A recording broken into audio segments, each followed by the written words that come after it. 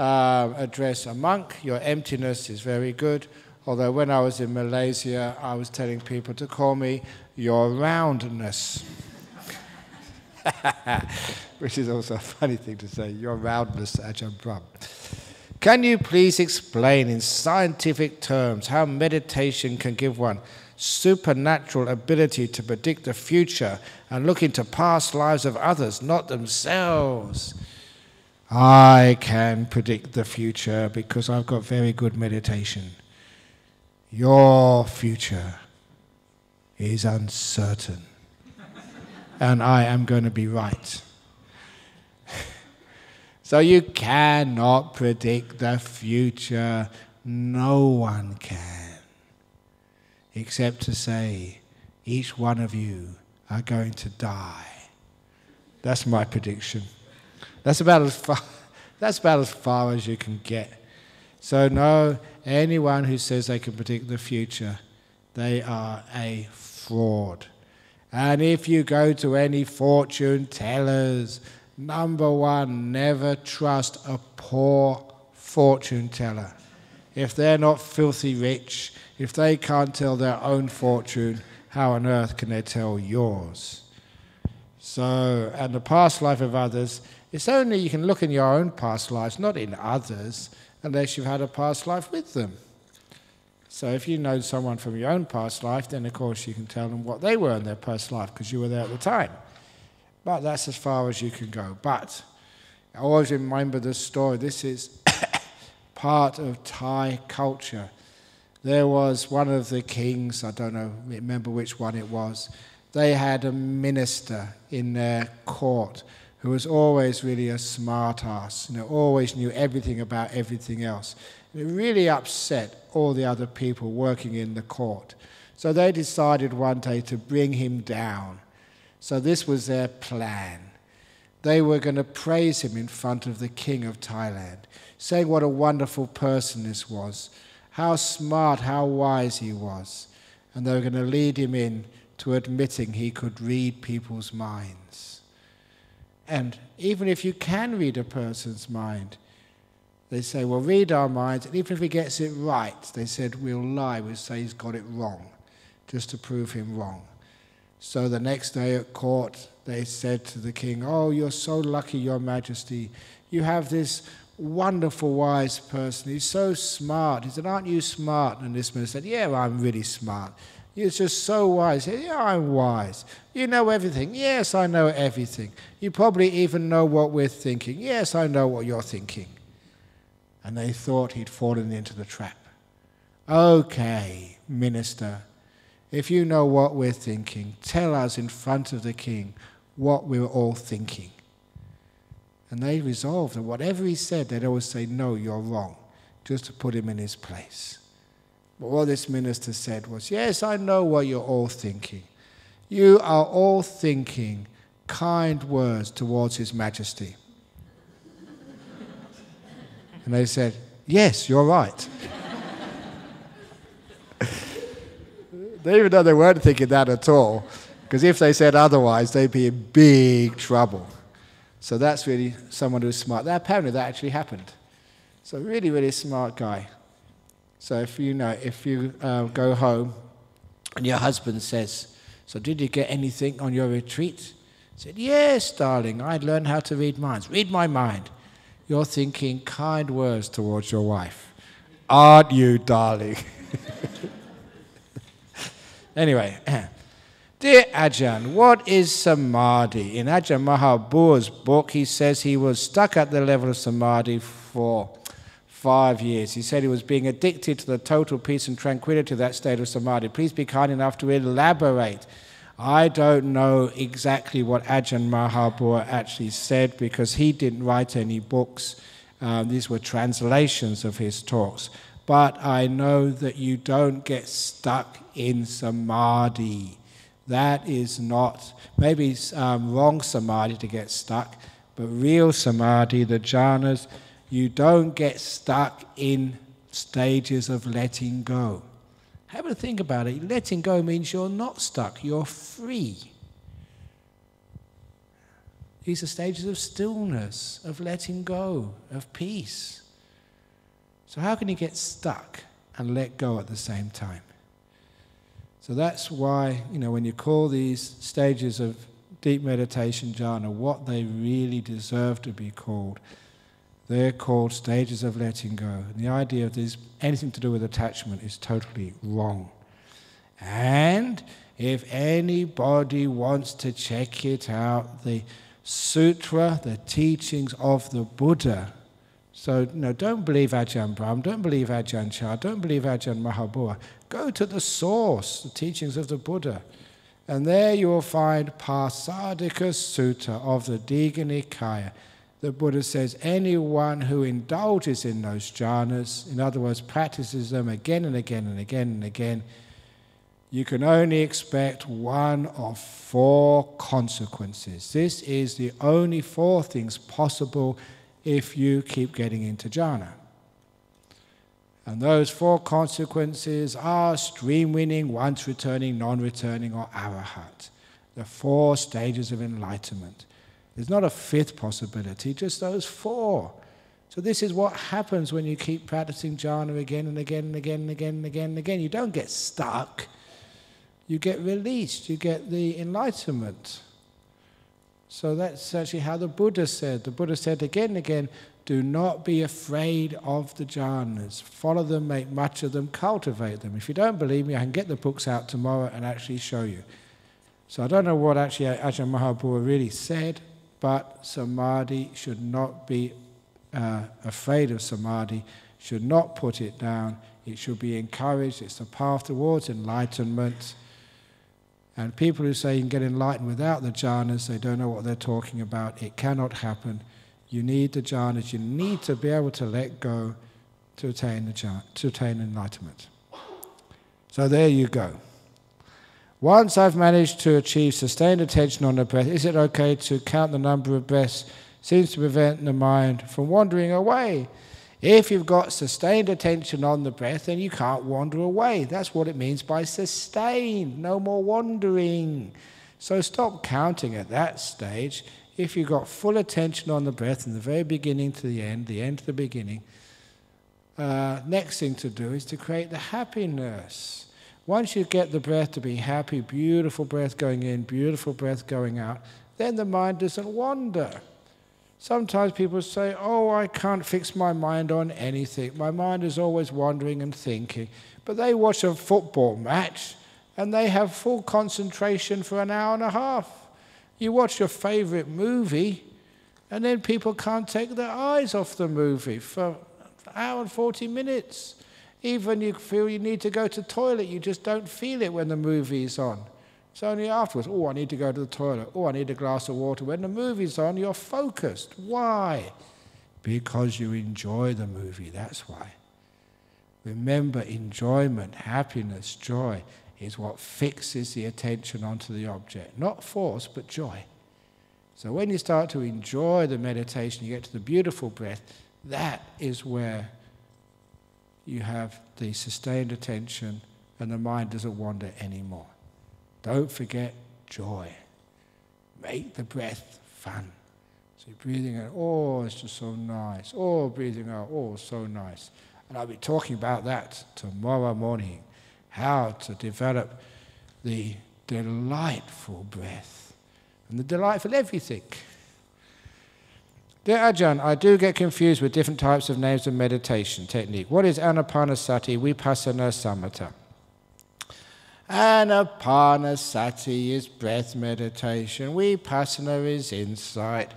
Samatha is calm. But there is no difference between all of these. They're all the same. The same story I tell every retreat. Once there was this couple. They were married together. The guy's name was called Sam Atta. And he's had a wife called Vipassana. Sam and Vi, after lunch, decided to go on a walk up the mountain. And they decided to take their 2 dogs. I'm going to add another one today. One dog was called Metta, and the other dog was called Anapanasati. And those two dogs and the two people went up for a walk up Meditation Mountain. Sam, he wanted to go up the top of Meditation Mountain because it was so peaceful up there. It was so still up on top of Meditation Mountain. He just loved the peace. That's why he went up there.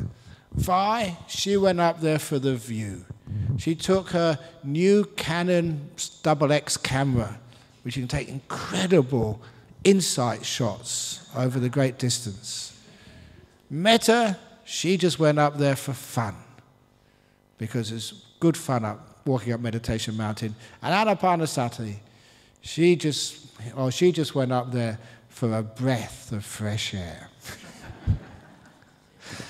So Anapana, Metta, the two dogs, and Sam and Vi, they walked up Meditation Mountain. As they got halfway up, it was so peaceful, so still, even halfway up. So Sam was very, very delighted. But he also had a pair of eyes, and he was also enjoying the view halfway up.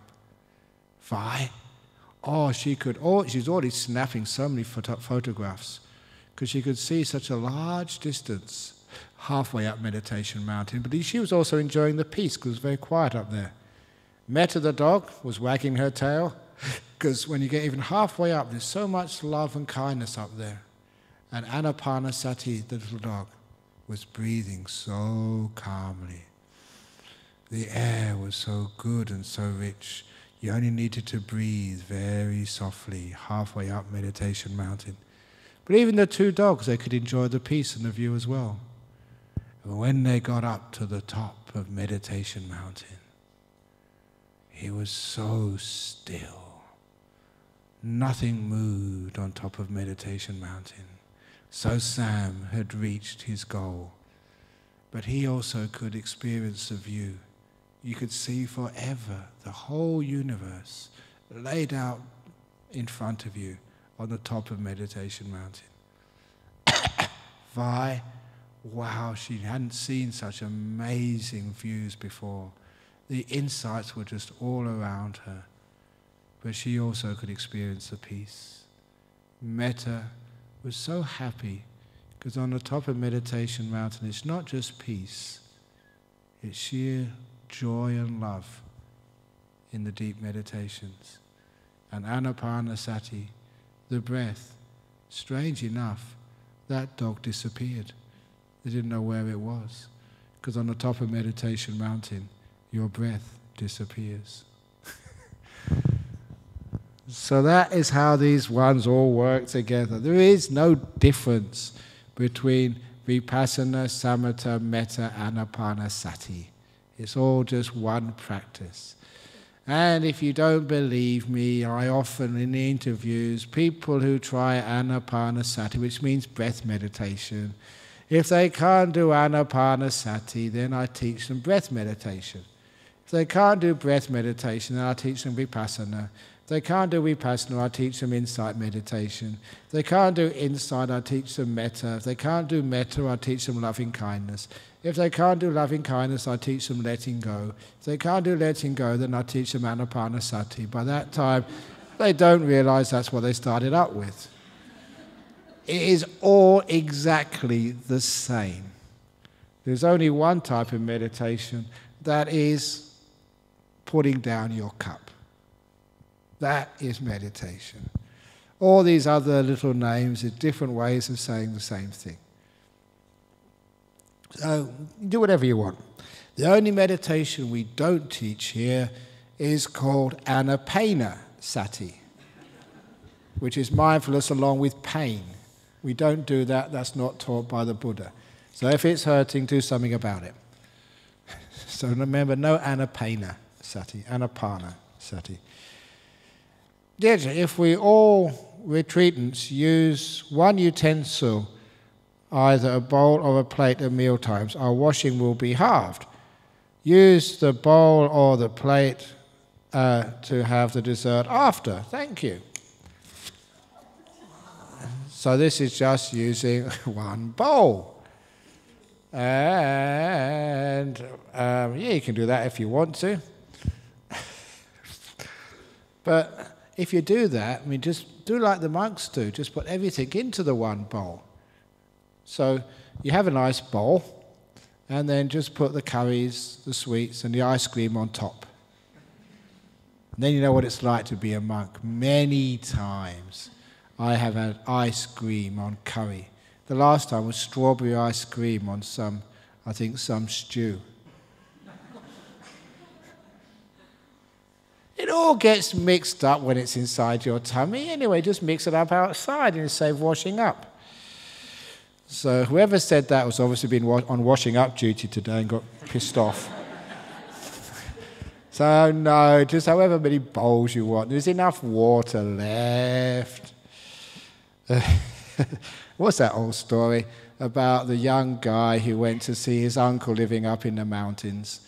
And he stayed a bit late, and his uncle said, "I'll stay for dinner." And as he stayed for dinner, he noticed the plate on which he had his dinner had this little film on it. He said, "Didn't you wash the plate before you served dinner on it?" He said, "The plate is as good as clean water can make it." So he said, "Okay," and it tasted a bit funny, and he stayed the night there, and in the morning, the uncle gave him breakfast, and the same thing, there was this film on top of the plate. He said, "Look, you didn't sort of wash the plate. Look, this plate is as good as clean water can make it." He said, "Okay," and he ate his breakfast, and it didn't taste very good, but, what can you do? And as he was about to leave, he said, "Thank you, Uncle," and Uncle said, "And don't forget to say goodbye to my dog, Clean Water."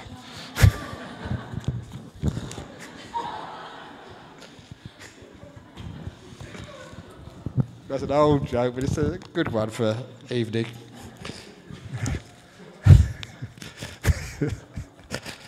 So you lick your plates clean, and then you don't need to have any water, and have the same the next day. So anyway, just try and conserve things. Can you please talk more about the third noble truth of letting go in relation to letting go of the second noble truth of craving? Thank you much, Metta. Okay. I was probably going to mention this sooner or later because I already mentioned samatha vipassana, but there are actually two types of meditation as I teach them. And this is an important teaching to understand. Second noble truth meditation and third noble truth meditation. For those of you who don't know your Buddhism, second noble truth is craving leads to suffering. Third noble truth, letting go of craving leads to the end of suffering, happiness, nibbana, peace. So what is second noble truth meditation? I want. And what did the Buddha say? That leads to suffering. So if you're frustrated, if you're disappointed, if the meditation is not peaceful, you have just been doing second noble truth meditation. You've been wanting something. That is why the meditation wasn't peaceful. Very clear teachings of the Buddha. So please do not do second noble truth meditation.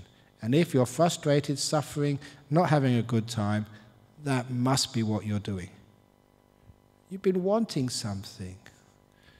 Instead, I advise to do third noble truth meditation. Letting go of all wanting leads to peace, to nirvana, the ultimate happiness. So if you're getting peaceful in meditation, well done.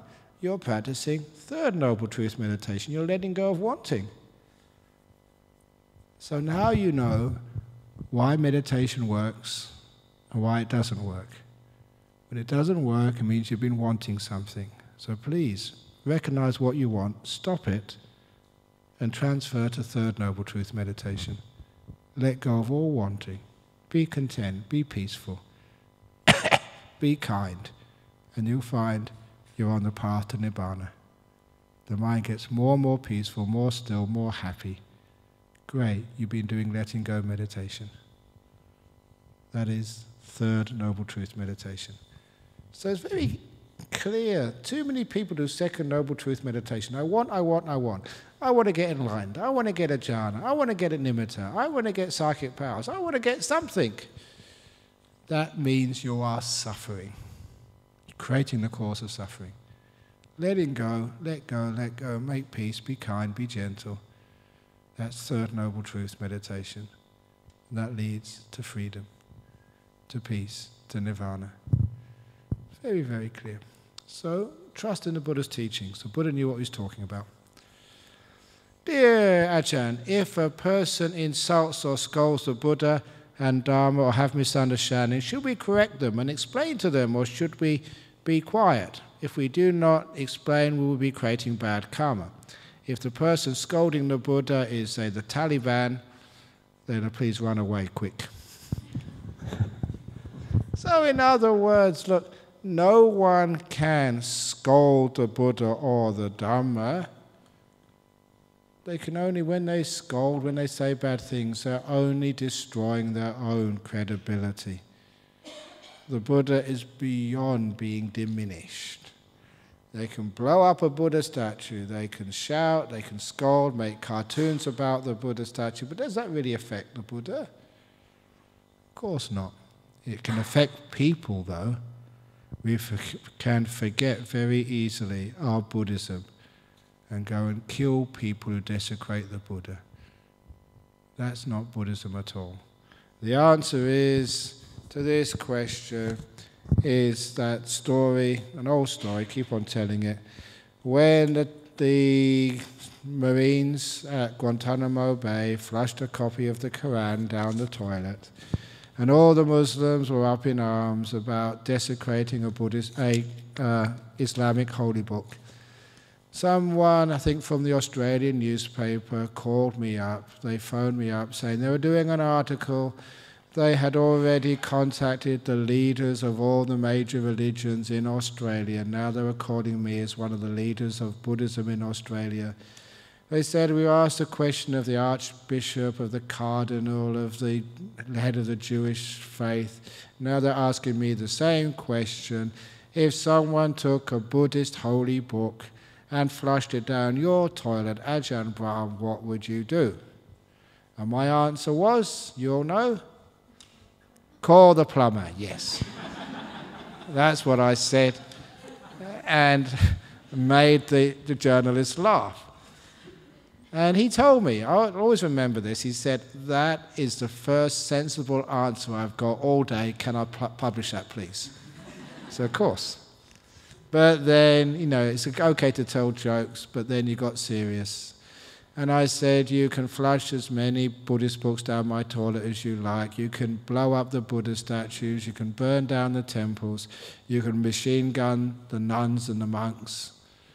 But I will never allow you to flush Buddhism down the toilet. I'll never allow you to destroy forgiveness, peace, kindness. Those things I will never allow you to destroy.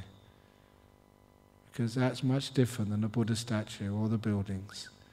The statue, the buildings, the books, the people, these are called containers. The contents is what's really important. What does the Buddha signify? What's written in the books? What do the monks and the nuns always teach you? Don't let that get flushed down the toilet. So because of that it doesn't really matter if somebody scolds the Buddha.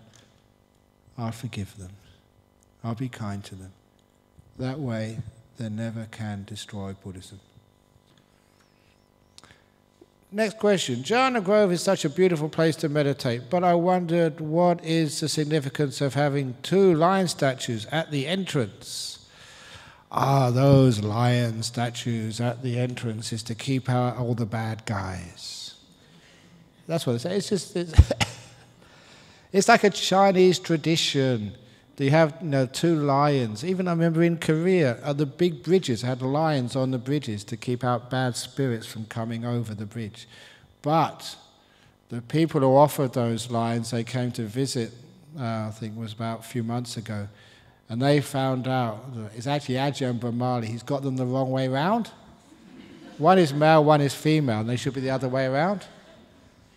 And they said, what have you done? I said, don't you remember? I said, this is Australia. This is down under.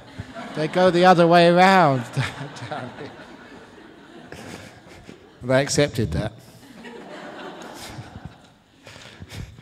So those are just like protective lions. But if you have a look at them, one is male, one is female. Because lions, they don't wear trousers, so you can actually see what's got underneath there. We got them the wrong way around. 50-50 chance, and Ajahn Brahmali got it wrong. What does sadhu, sadhu, sadhu means? It means it's good, it's cool. It means like, good, well done, cheers, good on you. It's like words of approbation. Sadhu. Dear Ajahn, can the so-called control freak be dealt with, and what will come next? Please explain in great detail on how to do it, to help it to subside. Thank you.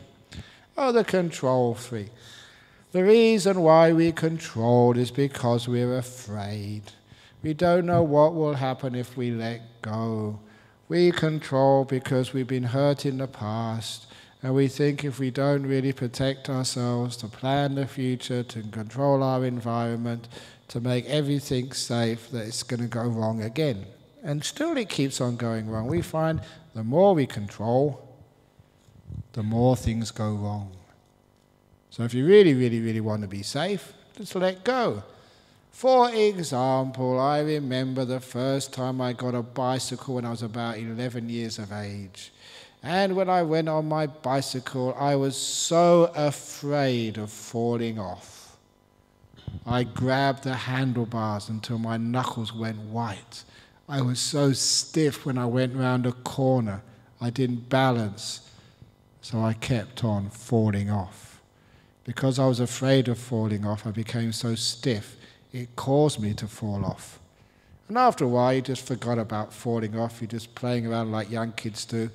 And you could ride your bike really fast, and you never fell off because you were relaxed. Even then, looking back, I realized fear caused me to fall off so many times.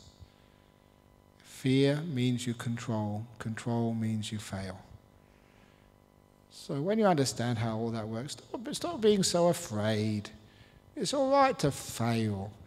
No one can make any mistakes in this retreat. I'm not going to give you a report card at the end of this retreat. This is not school. I'm not going to grade you. You're not going to be blackballed. I'm not going to tell Dania and Bianca, look at this person's name. Never again are they allowed in here. No more times. What they've done here, no, I've never done that. So you're allowed to come here again. You can't make mistakes. So when you realize you can't make mistakes, you relax. When you relax, you're not a control freak anymore. So why is it we're always controlling? Fear. So let go of fear. What are you afraid of anyway? Don't be afraid of what other people think of you, because you're not that important that anybody's thinking about you. So let go. You can just disappear on this retreat. So no one is thinking about you, okay?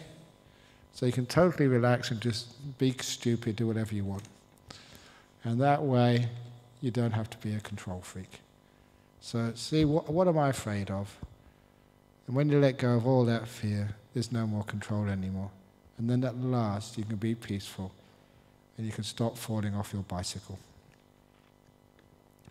Sitting under the chaitya, that's the stupa, the monument in the garden, I observed trees in the forest. Only the young plants and the old dead trees were visible in detail, like reading a book, but other trees are closed within the leaves and flourishing. Can you give a Dharma explanation on this? Metta. Now you've been thinking too much. Just watch the trees and shut up.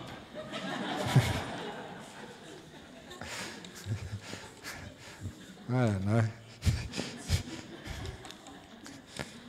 Anyway, I'm sure there's something profound there, but it's too late for me to be profound. Almost 2 days gone, I still can't be in the present moment for more than 5 minutes. Am I very bad and hopeless? Wish you well and happy. Yes, you're hopeless. You might as well leave this evening. Get out of here.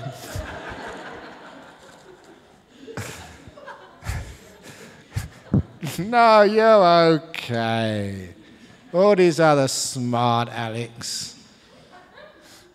Try to meditate. You're probably the only meditator in this whole place. Well done.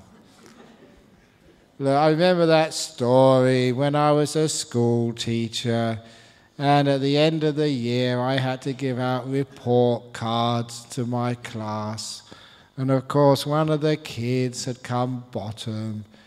You know, even in a class of Einsteins, there has to be one who comes 30th.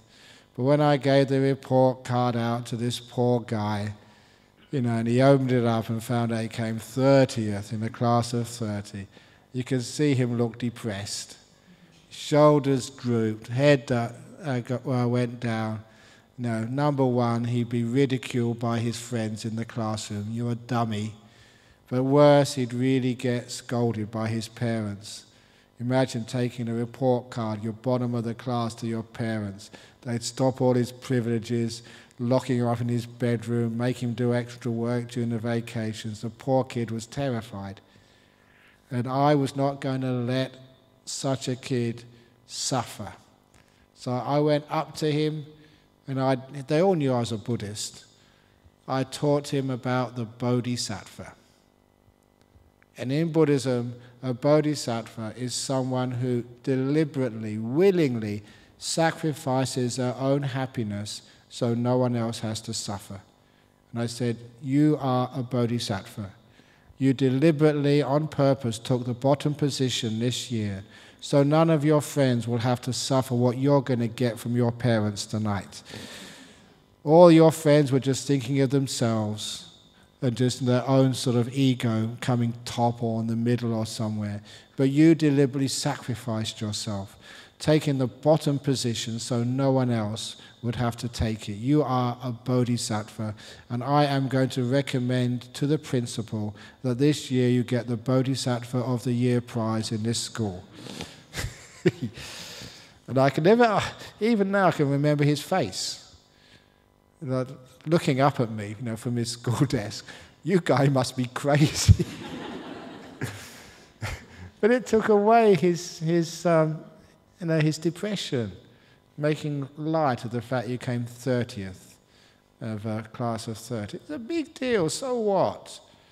And then I did actually add at the very end and said, but in this school, you're only allowed the Bodhisattva prize once. Next year, let somebody else come bottom. So whoever wrote that, the 2 days gone, you can't be in the present moment for more than 5 minutes. You are front runner for the Bodhisattva prize on this retreat. Everyone else just being proud and striving and trying to get enlightened, really up themselves. You are the only real compassionate person, deliberately not being in the present moment at all. So everyone else here can feel so much better about their meditation. You are so kind. Dear Ajahn, thank you for a wonderful retreat. What? Are you leaving? I am concerned that you work too hard and that you should take more rest and neglect your responsibilities. Perhaps we can listen to recordings sometimes to give you time off. Good idea? I did say in Korea, because they wanted to get me back again, I said, no, I can't keep on coming back. There's too many people here I've got to look after. So I did say, robot monk. It won't cost that much, because this Madame Two Swords, I think they've got someplace in Sydney, they can make like an image of me, and it'll look exactly like me. And, you can get the mouth to move. That's really easy to do these days, like a wax model with the mouth moving. And all you need to do is to put me for the interviews, and whatever you say, I just say, very good, very good, very good. If you want to talk, you just put a CD in there, and you said, once there were 2 bad bricks in the wall. And because people actually say that I always tell the same stories every time. Now you know why. Perhaps this is the robot. And the real Ajahn Brahm is in his cave at Bodhinyana. It's amazing. These robots, they look real, don't they? maybe this is just the robots. Anyway, thank you for your concern. Ajahn Brahm, can you please suggest a good way to teach meditation to a small child? My daughter is 4 and never sits still. Thank you very much. Straitjacket. People get absolutely still in a straitjacket. Put your 4-year-old in a straitjacket and a little thing, I think that handkerchief, bang it in their mouth. They go, oh, oh, oh. And they'd be still. Lucky you're not a parent. Now you know why I haven't got kids. Now, if you really want the kid to do meditation, the best thing is for mum to do meditation. If mum does meditation, sometimes the kid just sits next to you because they pick up on your energy. But if mum is really frantic and just all over the place and restless, you actually teach your kid to be restless. But if you're peaceful, the kid learns from osmosis. Dear Ajahn, in Buddhism, is there a God to worship? Unfortunately, there is not. We don't even worship the Buddha as a God. We worship, as I said, what you represent. Worship means finding worth in something. So you find worth in sort of what the Buddha stands for. So if you worship a God, I mean, what is that? What do they say? That power corrupts, and absolute power corrupts absolutely. So where does that leave God? Think about it. No, I mean, there's no absolute God. Do you believe in a God? Please explain. I'm confused. I'm not a Buddhist. No, Buddhism doesn't believe in a creator God. As far as this universe is concerned, even the Buddha says in ancient scriptures 2,600 years ago, this is not the first universe. It's not the first Big Bang. There's been continuous Big Bangs beforehand. So this is not the first universe. So you say, who created the universe? You say, which universe? This one, or the one before, or the one before that? And that's exactly what they say in modern theoretical physics. Even about 10 or 15 years ago, Carl Epstein of UCLA, I think I got the name right, his theory, which was an extension of string theory, was predicting that, if a Big Bang happened once, it's going to happen many times. So there has been many universes. This is just the present one. So that means, what do you mean a creator of the universe? Which universe? This is not the first. Even universes get reincarnated, let alone beings. So the idea of just one is ridiculous to me, and ridiculous according to logic. And so about a God who's omnipotent, always in control of things, if a God is in control of things, he's making a very bad job. Could do much better. I could control the universe much better than that. I'm sure you could too. So it's not really a good job. The whole thing doesn't make any sense at all, and it's not necessary in Buddhism. In Buddhism, we believe there are other beings, but not omnipotent, omniscient, all-powerful creators. But there's all these stories. And one of the stories in the Buddhist sutras is this monk. He decides to find the end of the universe because he's a very good meditator. He was called actually Rohitasa. And he decides to use his psychic power of levitation, not just to fly up through the air, but really go for it. Go into outer space and get to the end of the universe. So off he goes. He's such a powerful levitator out of the solar system. I mean, not just out of the Earth's gravitational field, the solar system, where the moon and the sun shine not. So this is a very good sort of description of really going a long way, going away and way away from the Earth, trying to find the end of the universe. And as you'd expect, he dies on the way. And then when he gets reborn, he wants to find out. He said, look, I went as a monk trying to find the end of the universe. And so he goes to these devas, these lower gods, and say, where's the end of the universe? And these lower gods say, we don't know, but there's another realm of gods above us. Go and ask them. So he goes up. He keeps getting passed up and up and up and up, till he gets finally to the realm of Brahma's retinue. Now this is equivalent to the guys who hang out with the Christian God. And he said, where does the universe end without remainder? And they said, we don't know, but God knows. Where is he? He said, we ain't got a clue, but every now and again there's a brilliant light, and he comes out from that light. And those of you who've been listening to my teachings, that's nimittas. The Brahma goes in and out of jhanas.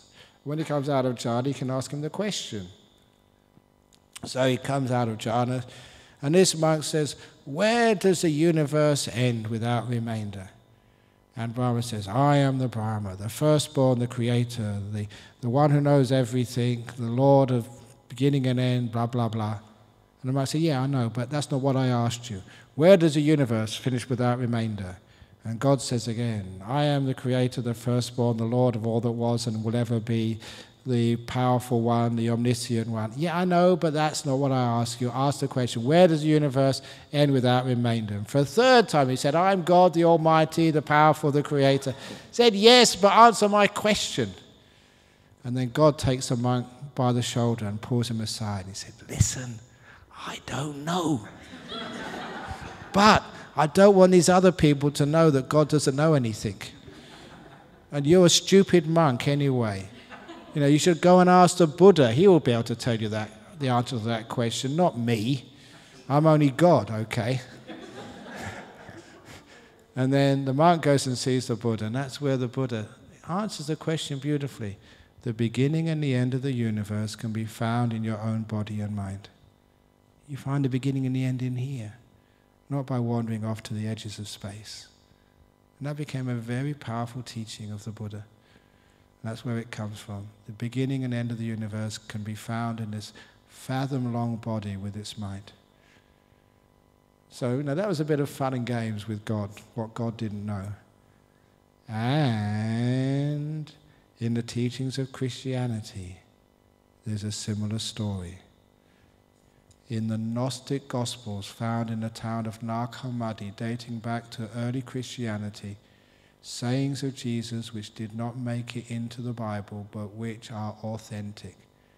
And in one of those, they have God is in his heaven, again, saying, I am God, the creator, the firstborn, blah, blah, blah. And then he hears a sound, no, you are not. There are other beings in this universe you have no conception of. And God said, who said that? Who said that? I don't know who said that. This is weird. And that is in early Gnostic Christianity. Putting God in his place. Fascinating. And the early Gnostic Christianity is so similar to Buddhism. Ajahn, can you please do the taking refuges and 8 precepts in morning chanting? Thank you. And what do you want to do that for? We already do enough chanting, and I've got a sore throat. Come on, give me a break. So you've already taken the refuges, so what do you want to take them again for? Look, all the taking the refuge, you take them in your heart here. Buddhang saranang gacchami, Dhammang saranang gacchami, Sanghang saranang gacchami. And the same with the precepts. You can chant them and chant them and chant them, but keeping them is what's really important. There are too many people in traditional Buddhist countries who take the precepts every time they go to the temple. And before they've even left the temple, they've got a bottle of whiskey in the boot of their car. Haven't even left yet, and they start swigging the whiskey. It's just an empty ceremony for most people. That's why seeing that too many times in Asian countries, now, and actually here in Australia too, say, no, you keep those precepts. Instead of always taking them, keep them. And that's what's more important. Okay, here's a funny question. Is sex and masturbation mentioned much in the teachings? And if you let it be and do not focus on it, can meditation make sex more meaningful, sensuous and fun? Every now and again someone writes an interesting question. It's usually, the guy usually does this is not on retreat, but I know that on previous retreats he's written these questions and asked somebody to put them in the box. And this might be one of them. I think one of the best questions the last time was, is transgender gay mud wrestling against the precepts? Or something like that. Okay, is sex and masturbation mentioned much in the teachings? It is mentioned in the precepts. That is not what you're supposed to be up to when you're on a retreat, because you're supposed to be letting go of the body, not indulging in the body. And if you let it be, you don't let it be, you let it go. You don't even think about it and do not focus on it. You focus on your breath, you focus on the nimittas, and it is much better than sex. So can meditation make sex more meaningful, sensuous, and fun? It will destroy your meditation. So instead of, well, this is one of the things which got me into being a Buddhist, being a monk, sorry. I had a girlfriend, having sex with her in Gloucester was the last time. And then I went off on this meditation retreat in Cambridge a day or two later, and about 3 or 4 days later got my first really deep meditation. And it was close enough to having sex, you could actually compare it. You know, deep meditation and sexual orgasm. And because they were so close together within a week of each other, I thought, wow, what am I getting involved in this sex business for? Meditation is far more pleasure, lasts longer, and don't have all these like relationships, stickiness, having to please your girlfriend all the time. And it's so much better. So that really that literally did blow my mind. How come you can have so much pleasure, far, far better than sex? Just by yourself, peaceful in deep meditation. It was so much better. So if you know the joy of meditation, questions like that will never come up again. Who wants to masturbate? Who wants sex when you can sit down quietly on a cushion and get a bliss far, far, far better than sex? About a year ago, someone took me to task saying a bliss better than sex. Because they said, look, the bliss of jhana is in a different league. It doesn't even bear comparison. And I said, okay, fair enough, you're right there. I apologize. It's the bliss of meditation is way beyond, way superior. So it shouldn't even be compared. You get deep meditation and you'll know that. Hi Ajahn, some of us are born sprinters. Majority of us are average runners. And although training will improve our results, we can only dream to run 100 meters in 10 seconds. And there are some among us who cannot run for a number of reasons. Is it similar with meditation? No, because meditation uses wisdom power. Just like the school I went to, which was in Hammersmith in London, it was one of the top schools there, which I got scholarships for. It was on the River Thames. It was actually on the river. And so during the winter time, for sport, we go cross-country running, which meant we'd go off to Hammersmith Bridge, cross Hammersmith Bridge, along the towpath to Barnes Bridge over there and back along the towpath to school. The smart kids will put a few sort of coins, in their sort of their kit, and when they crossed Hammersmith Bridge, they'd catch the bus to Barnes Bridge. And the teacher would be on the bridge there, making sure you actually got there. They'd cross over, make it look a bit sweaty, and then get the bus on the other side back to school. They were the smart kids. I mean, it was a very top school, so they could do things like that. Totally outwitted. That was supposed to be cross-country running. So, yeah, some are born runners. Some are much smarter than that. They take the bus instead. And that was true, that happened. That was really good fun. So, if you're wise and smart, you don't need to be a good sprinter, and you can still come back early after the cross-country run. So is it similar with meditation? Some of us don't have to do much and get results fast. The majority struggle and one's life is not enough to cross the finish line, and some try but will not improve at all. No, I tell you where to catch the bus. So even those who can't run for their life, you can catch the bus and still get to jhana, even before all those smart addicts who decide to do it by themselves. So anyone here can get jhanas. I'm not saying you will, but you can. There's nothing preventing you. And it's wisdom does it, not willpower. Being smart is how you achieve. Experiencing vibration or some sort of energy flow during meditation should suppress or go with the flow. Sometimes my body will sway and move if I follow the flow. Marvelous. When I went over to Korea, people were asking me, did you see Gangnam Style? And now you can see Gangnam Meditation Style in Korea. I've never seen Gangnam Style, but apparently it's just dancing around all over the place. So if that happens in your meditation, that must mean you'll be doing Korean meditation, the Zen style. But no, if you want to sway, sway. But the important thing is, if you are doing swaying meditation, please sit on the ground, get off the chair, otherwise you might fall off. And if you sway a lot on the chair, it doesn't matter, we'll get you a seatbelt to tie you up there so you never fall off.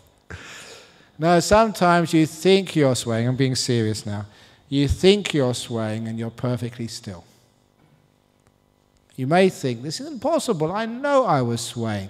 Yes, it appears that way to you. But the truth of the matter is, it's just perception is playing around with you. First time, years and years ago, this woman, she was convinced she was swaying in her meditation. And as I was watching you, you weren't. She says, I was. I knew I was me. She said, but I was watching you. My eyes were open. You were perfectly still. I actually threatened to get a video of her, but I never did that. She believed me in the end. But it really appears like you're swaying, but you're not. It's just perception playing tricks with you. So if it happens, just let it be. Don't even worry about it. Just literally go with the flow, and it will just stop by itself in a little while. So you're not moving at all. Dear Ajahn, you let go and you are healthy, but I knew people who let go and don't worry about their disease continue to smoke, drink, and the diseases don't go away. What is it that you're doing right and they're doing wrong? If you're sick now, can you tell us exactly what you would do or not do? Okay.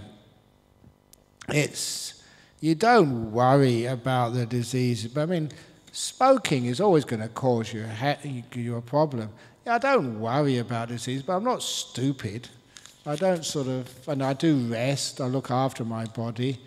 As far as, I keep on saying this, being overweight is concerned, you must laugh a lot. That is my trick to balance the being overweight, simply because that article I got some years ago, not some years ago, last year, read in an article that when you laugh and you are happy, your blood vessels expand.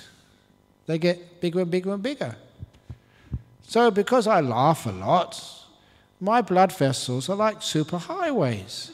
They're so wide, there's never any traffic jams. In other words, you don't get clogged up with cholesterol and all the other grease and stuff which are in my system. So the more you laugh, the fatter you can be and still be healthy, which explains why all fat people are jolly. Now, Father Christmas, ho, ho, ho, he's fat. Friar Tuck in Robin Hood, he was fat and jolly. Have you ever noticed that? All fat people are jolly. And the reason is because all the fat, miserable ones died a long time ago. We are the only ones left. So if you are a little overweight, laugh quickly. It'll save your life. So I think that's a lot of, there's a lot of truth behind that. So you let go and healthy. We don't worry, because worry is the biggest killer. Even if you have got some sort of diseases in you, the fear kills you more than anything else. I still remember reading that in Edgar Allan Poe, The Mask of the Red Death, when all these demons, these devils, had gone to all the different major cities of Europe to cause this plague. And then they met in a forest somewhere in Europe to compare notes. And this is in the book. And one says, how many did you kill in London? Oh, I killed 100 people in London. How many did you kill in Paris? Oh, I killed 150. How many in Brussels? 200. How many in Berlin? Oh, I killed only 50 in Berlin. And fear killed 4,000. Or something like that. The numbers weren't exactly like that. But he noticed that fear kills more people than any disease. And I thought, wow, what a great insight that was. Fear kills more people than anything else. So fear is the one thing you should really be afraid of. In other words, don't be afraid at all. Worry, worry, worry kills you more than anything else.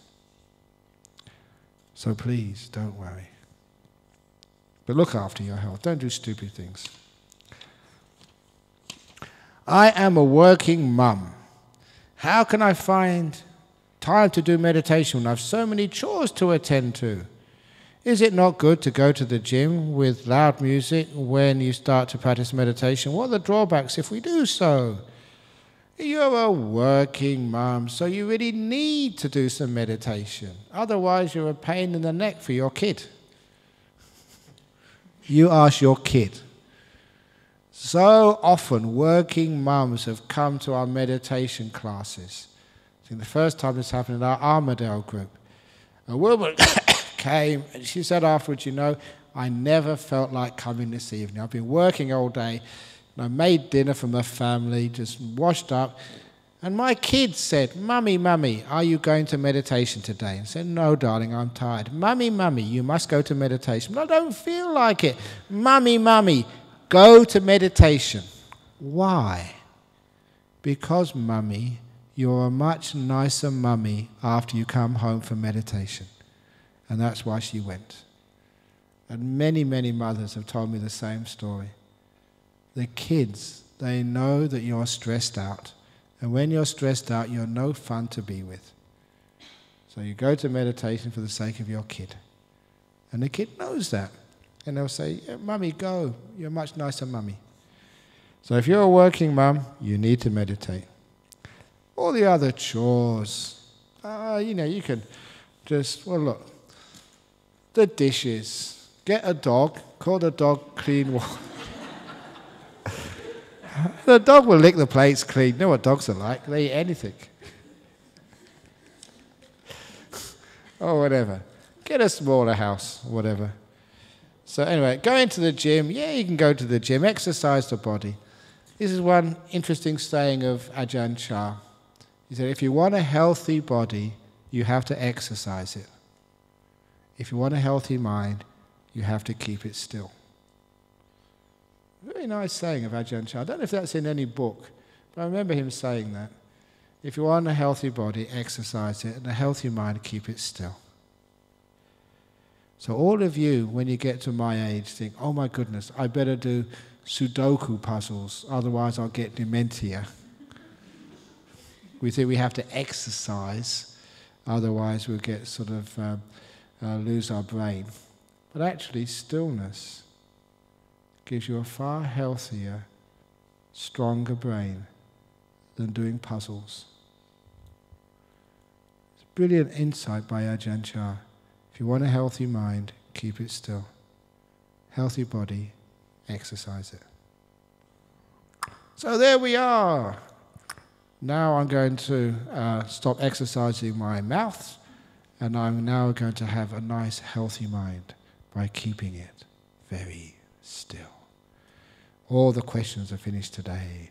Well done. Not so many. Thank you for being so kind. And that question about the masturbation and sex, I'm going to take that back and I'm going to compare the handwriting with your...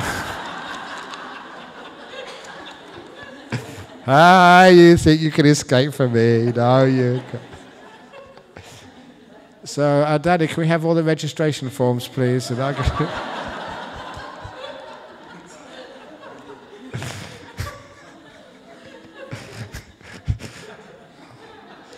And if you give a substantial donation to Jhana Grove, then I won't say who it is. Bribery works. No, I won't do that. Not this once. Next time I will. Okay, so let's have a nice evening together. 3 sadhus. Sadhus. Sadhus. Sadhus. And have a beautiful night. Is the water back now? Yay, so you can have showers. But don't shower yourself silly tonight. We have to have some water for tomorrow. Have a great night. See you in the morning.